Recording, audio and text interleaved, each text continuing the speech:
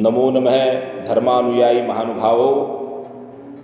आज श्रीमद् भागवत महापुराण के द्वितीय स्कंद का प्रारंभ करते हैं। द्वितीय स्कंद की प्रथम अध्याय का वाचन श्रवण करते हैं।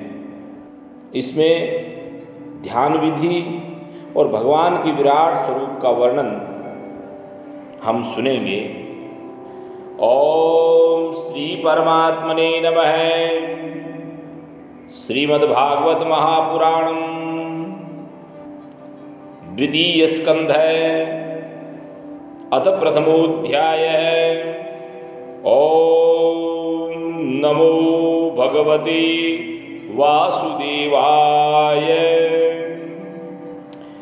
श्री सुखदेव जी कहते हैं, श्री शुकुवाच वरीयानेशते प्रश्न कृतो लोकहितं नृप आत्मवित्सम्मत पुंसां श्रोतव्यादिषु यः पर। परीक्षित, तुम्हारा लोकहित के लिए किया हुआ यह प्रश्न बहुत ही उत्तम है। मनुष्यों के लिए जितनी भी बातें सुनने, स्मरण करने या कीर्तन करने की है, उन सब में यह श्रेष्ठ है। आत्मज्ञानी महापुरुष ऐसे प्रश्न का बड़ा आदर करते हैं। श्रोतव्यादि निराजेन्द्र नृणां सन्ति सहस्रश अपश्यतामात्मतत्त्वं गृहेषु गृहमेधिनाम्। राजेंद्र, जो गृहस्थ घर के काम धंधों में उलझे हुए हैं, अपने स्वरूप को नहीं जानते, उनके लिए हजारों बातें कहने, सुनने एवं सोचने करने की रहती है। निद्रया ह्रियते नक्तं व्यायेन च वावय दिवाचार्थे हया राजन् कुटुंब भरणेन वा। उनकी सारी उम्र यूं ही बीत जाती है। उनकी रात नींद या स्त्री प्रसंग से कटती है और दिन धन की हाय हाय या कुटुंबियों के भरण पोषण में समाप्त हो जाता है। देहापत्य कलत्रादि स्वात्मसेन्यस्व सत्स्वपि तेषां प्रमत्तो निधनं पश्यन्नपि न पश्यति। संसार में जिन्हें अपना अत्यंत घनिष्ठ संबंधी कहा जाता है, वे शरीर, पुत्र, स्त्री आदि कुछ नहीं है, असत हैं, परंतु जीव उनके मोह में ऐसा पागल सा हो जाता है कि रात दिन उनको मृत्यु का ग्रास होते देखकर भी चेतता नहीं है। तस्मात् भारत सर्वात्मा भगवान ईश्वरो हरि श्रोतव्य कीर्तितव्यश्च स्मर्तव्यश्चेच्छता भयम्। इसलिए परीक्षित, जो अभय पद को प्राप्त करना चाहता है, उसे तो सर्वात्मा सर्वशक्तिमान भगवान श्री कृष्ण की ही लीलाओं का श्रवण, कीर्तन और स्मरण करना चाहिए। एतावान् सांख्य योगाभ्याम स्वधर्म परिनिष्ठया जन्म लाभ पर पुंसा मनते नारायण स्तुति। मनुष्य जन्म का यही इतना ही लाभ है कि चाहे जैसे हो, ज्ञान से, भक्ति से अथवा अपने धर्म की निष्ठा से जीवन को ऐसा बना लिया जाए कि मृत्यु के समय भगवान की स्मृति अवश्य बनी रहे। प्रायेण मुनयो राजन निवृत्ता विधिषेधतः निर्गुण्यस्थारमन्ते स्म गुणानुकथने हरे। परीक्षित, जो निर्गुण स्वरूप में स्थित हैं एवं विधि निषेध की मर्यादा को लांघ चुके हैं, वे बड़े बड़े ऋषि मुनि भी प्राय भगवान के अनंत कल्याणमय गुणगान के वर्णन में रमे रहते हैं। इदं भागवतं नाम पुराणं ब्रह्म संहितं अधीतवान् द्वापरादौ पितुर्द्वैपायनादहम्। द्वापर के अंत में इस भगवत रूप अथवा वेद तुल्य श्री भागवत नाम के महापुराण का अपने पिता श्री कृष्ण द्वैपायन से मैंने अध्ययन किया था। परिनिष्ठितोपि निर्गुण्यम उत्तम श्लोक लीलया गृहीत चेता राजर्षे आख्यानम यदधीतवान्। राजर्षे, मेरी निर्गुण स्वरूप परमात्मा में पूर्ण निष्ठा है, फिर भी भगवान श्री कृष्ण की मधुर लीलाओं ने बलात् मेरे हृदय को अपनी ओर आकर्षित कर लिया। यही कारण है कि मैंने इस पुराण का अध्ययन किया। तदहं ते विधास्यामि महापौरुषिका भवान् यस्य श्रद्धा तमाशु स्यान् मुकुंदे मति सती। तुम भगवान के परम भक्त हो, इसलिए तुम्हें मैं इसे सुनाऊंगा। जो इसके प्रति श्रद्धा रखते हैं उनकी शुद्ध चित्तवृत्ति भगवान श्री कृष्ण के चरणों में अनन्य प्रेम के साथ बहुत शीघ्र लग जाती है। एतन्निर्विद्यमानानां इच्छता मकुतो भयम् योगिनां नृपनिर्णीतं हरेर्नामानुकीर्तनम्। जो लोग लोक या परलोक की किसी भी वस्तु की इच्छा रखते हैं या इसके विपरीत संसार में दुख का अनुभव करके जो उससे विरक्त हो गए हैं और निर्भय मोक्ष पद को प्राप्त करना चाहते हैं, उन साधकों के लिए तथा योग संपन्न सिद्ध ज्ञानियों के लिए भी समस्त शास्त्रों का यही निर्णय है कि वे भगवान के नामों का प्रेम से संकीर्तन करें। किं प्रमत्तस्य बहुभिः परोक्षैर्हायनैरिह वरं मुहूर्तुं विदितं घटेत श्रेयसे यतः। अपने कल्याण साधन की ओर से असावधान रहने वाले पुरुष की वर्षों लंबी आयु भी अनजान में ही व्यर्थ बीत जाती है। उससे क्या लाभ? सावधानी से ज्ञान पूर्वक बिताई हुई घड़ी दो घड़ी भी श्रेष्ठ है, क्योंकि उसके द्वारा अपने कल्याण की चेष्टा तो की जा सकती है। खट्वांगो नाम राजर्षि ज्ञात्वे यत्ता विहायुष मुहूर्तात् सर्वमुत्सृज्य गतवान भयं हरिम। राजर्षि खट्वांग अपनी आयु की समाप्ति का समय जानकर 2 घड़ी में ही सब कुछ त्याग कर भगवान के अभय पद को प्राप्त हो गए। तवाप्ये तर्हि कौरव्यम सप्ताहं जीवितावधि उपकल्पय तत्सर्वं तावद्यत् सांपरायिकम्। परीक्षित, अभी तो तुम्हारे जीवन की अवधि 7 दिन की है। इस बीच में ही तुम अपने परम कल्याण के लिए जो कुछ करना चाहिए सब कर लो। अंतकाले तु पुरुषे आगते गत साध्वस छिन्द्याद संग शस्त्रेण स्पृहां देहेनुयेचतम्। मृत्यु का समय आने पर मनुष्य घबराए नहीं। उसे चाहिए कि वह वैराग्य के शस्त्र से शरीर और उससे संबंध रखने वालों के प्रति ममता को काट डाले। गृहात् प्रव्रजितो धीर पुण्यतीर्थ जलाप्लुत शुचो विविक्त आसीनो विधिवत कल्पितासने।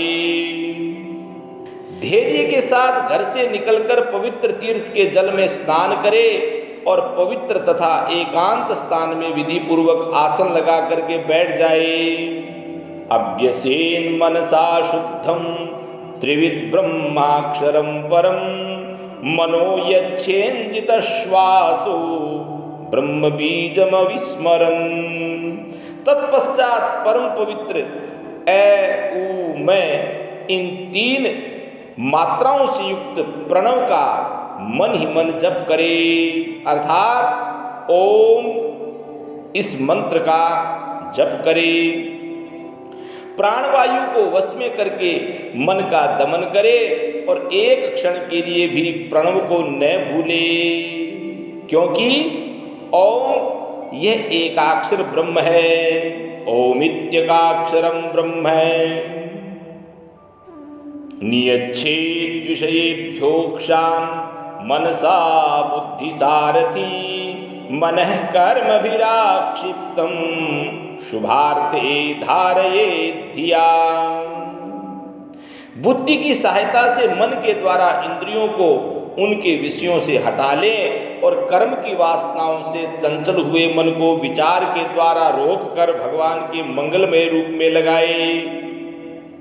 तत्रैकावययं ध्यायेदभ्युच्छिन्नेन चेतसा मनो निर्विषयं युक्त्वा ततः किंचन न स्मरेत् पदं तत्परमं विष्णोर्मनो यत्र प्रसीदति। स्थिर चित्त से भगवान के श्री विग्रह में से किसी एक अंग का ध्यान करे। इस प्रकार एक एक अंग का ध्यान करते करते विषय वासना से रहित मन को पूर्ण रूप से भगवान में ऐसा तल्लीन कर दे कि फिर और किसी विषय का चिंतन ही ना हो। वही भगवान विष्णु का परम पद है, जिसे प्राप्त करके मन भगवत प्रेम रूप आनंद से भर जाता है।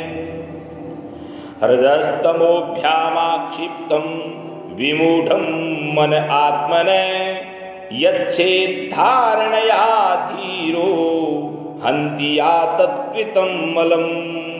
यदि भगवान का ध्यान करते समय मन रजोगुण से विक्षिप्त या तमोगुण से मूढ़ हो जाए तो घबराए नहीं, धैर्य के साथ योग धारणा के द्वारा उसे वश में करना चाहिए, क्योंकि धारणा उक्त दोनों गुणों के दोषों को मिटा देती है।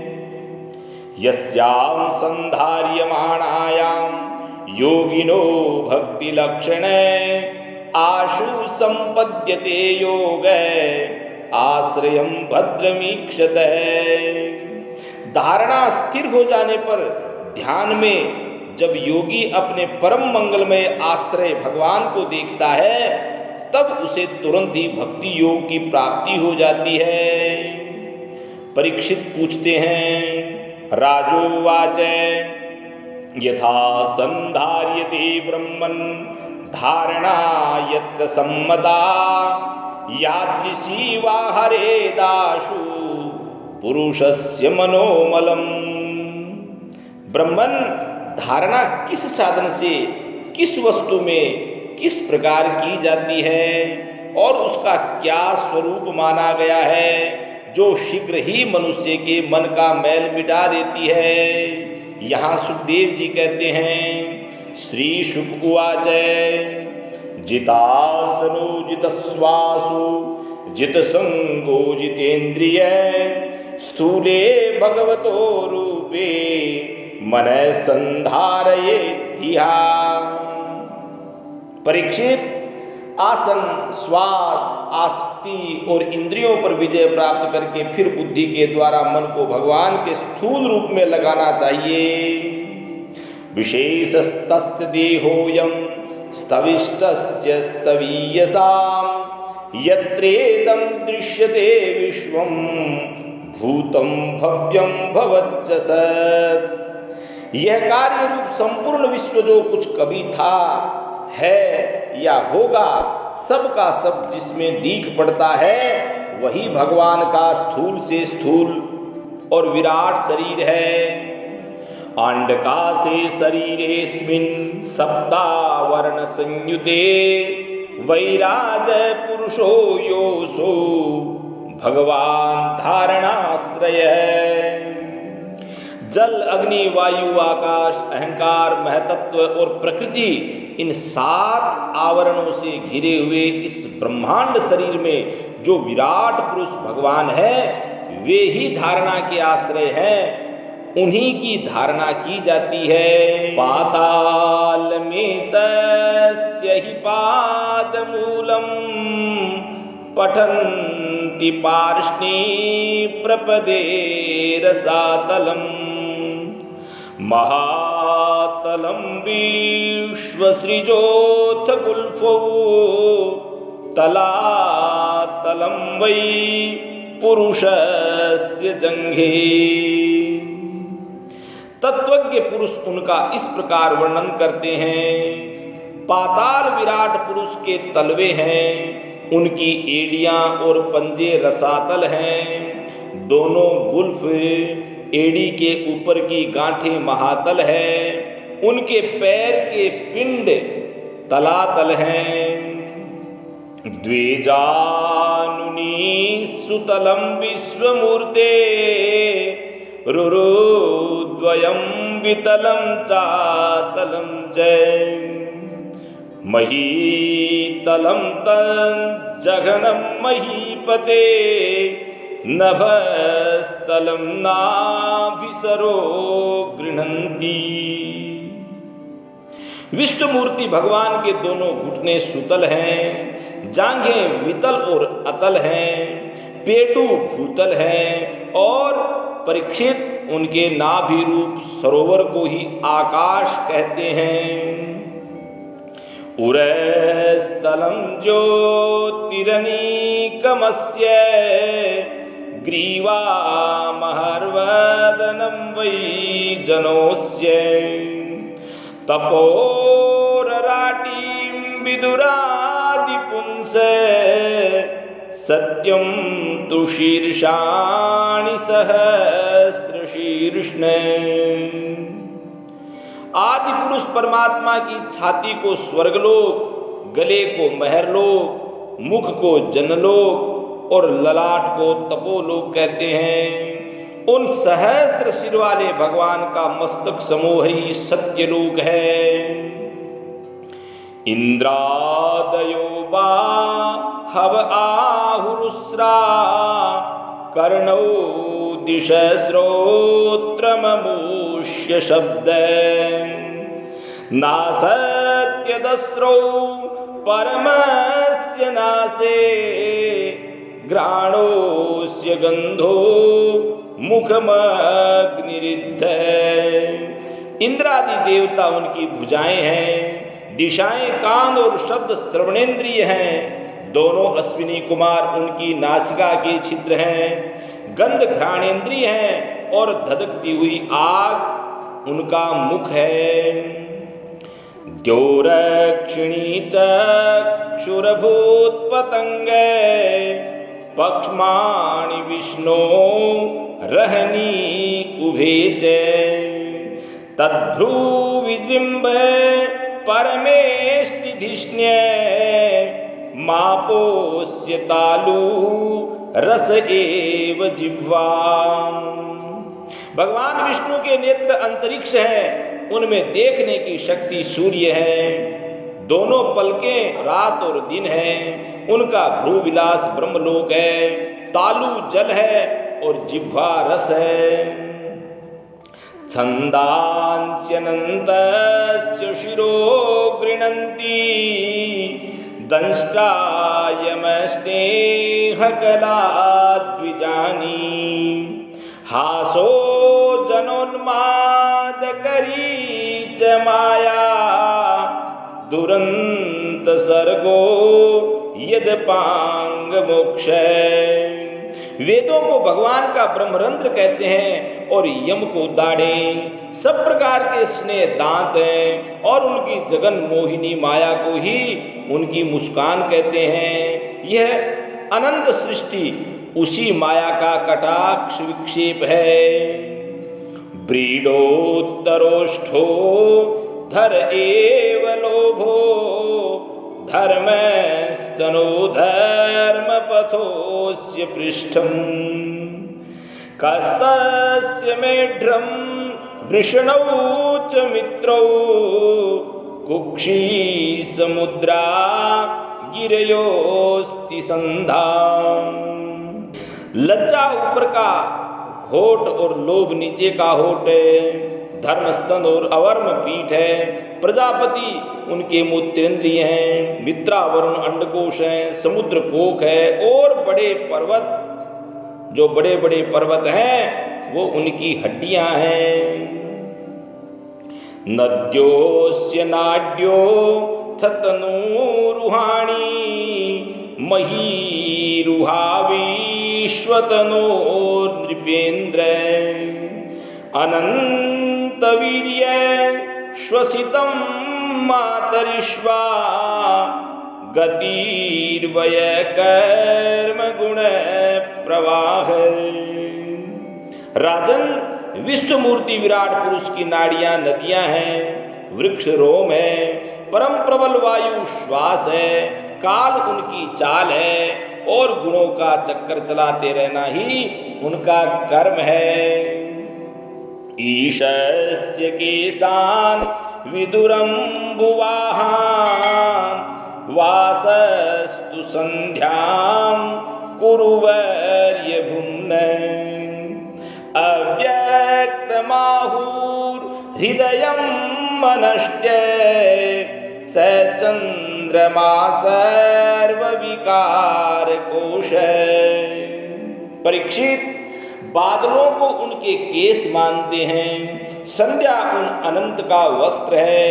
महात्माओं ने अव्यक्त मूल प्रकृति को ही उनका हृदय बतलाया है और सब विकारों का खजाना उनका मन चंद्रमा कहा गया है। विज्ञान शक्तिं महिमा मनन्ति सर्वात्मनोऽन्तःकरणं गिरित्रम्।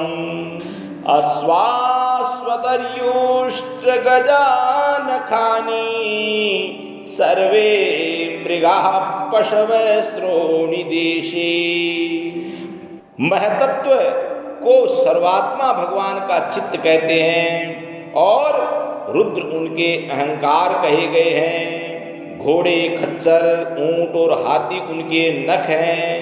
वन में रहने वाले सारे मृग और पशु उनके कटी प्रदेश में स्थित हैं। वयांसि तद्व्याकरणं विचित्रं मनुर्मनीषा मनुजो निवास।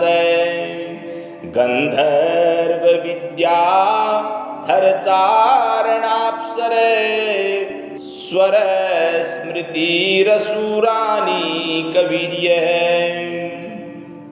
तरह तरह के पक्षी उनके अद्भुत रचना कौशल हैं। स्वयंभू मनु उनकी बुद्धि है और मनु की संतान मनुष्य उनके निवास स्थान है। गंधर्व, विद्याधर, चारण और अप्सराएं उनके षड्ज आदि स्वरों की स्मृति है। दैत्य उनके पराक्रम या वीर्य हैं। ब्रह्माननं क्षत्रभुजो महात्मा विडूरुरंघ्रिश्रित कृष्ण वर्ण है। नानाभिदाभिजगणोपपन्नो द्रव्यात्मक कर्मवितान योग। ब्राह्मण मुख, क्षत्रिय भुजाएं, वैश्य जंघाएं और शूद्र उन विराट पुरुष के चरण हैं। विविध देवताओं के नाम से जो बड़े बड़े द्रव्यमय यज्ञ किए जाते हैं वे उनके कर्म हैं। यान सावीश्वर विग्रहस्य यह सन्निवेश कथितो मयाति संधार्यतेऽस्मिन् वपुषि स्थविष्ठे मन स्वबुद्ध्या न यतोस्ति किंचित्। परीक्षित, विराट भगवान के स्थूल शरीर का यही स्वरूप है, सो मैंने तुम्हें सुना दिया। इसी में मुमुक्षु पुरुष बुद्धि के द्वारा मन को स्थिर करते हैं, क्योंकि इससे भिन्न और कोई वस्तु नहीं है। स सर्वधीवृत्यनुभूत सर्वे आत्मा यथा स्वप्नजनेक्षितैक तं सत्यमानन्दनिधिं भजेत नान्यत्र सज्जेत यद आत्मपातः। जैसे स्वप्न देखने वाला स्वप्नावस्था में अपने आप को ही विविध पदार्थों के रूप में देखता है, वैसे ही सबकी बुद्धि वृत्तियों के द्वारा सब कुछ अनुभव करने वाला सर्वांतर्यामी परमात्मा भी एक ही है उन सत्य स्वरूप आनंद निधि भगवान का ही भजन करना चाहिए। अन्य किसी भी वस्तु में आसक्ति नहीं करनी चाहिए, क्योंकि यह आसक्ति जीव के अधःपतन का हेतु है।